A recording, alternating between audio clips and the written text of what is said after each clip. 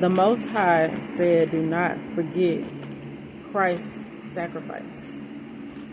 The difference between a believer in Christ, a believer in the Bible, a believer in the way, the truth, and the light, and just a believer of that which is good, you know what I mean? Or a believer in, humanity, or a believer in love.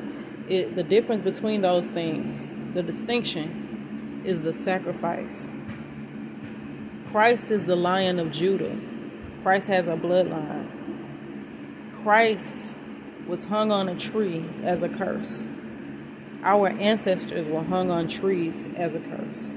We need to remember that. We need to have a remembrance. That's the reason why we take communion, because we're drinking the blood and we're eating the body with the bread and the wine, or the bread and grape juice, or however you do communion. It's a remembrance of what our people, our ancestors, starting with Christ, has done, with the center being Christ. It didn't really start with Christ, but he's the center of it, and he wants us to remember that sacrifice, because that is a sacrifice of humility.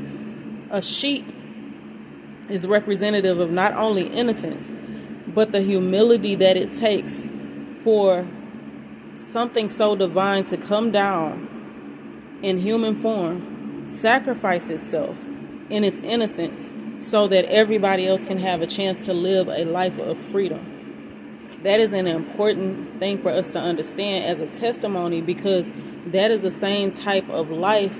We need to carry that testimony on us. We need to understand what it took for us to get to where we are, so that we do not sell our souls out in agreement with things that do not agree with that sacrifice.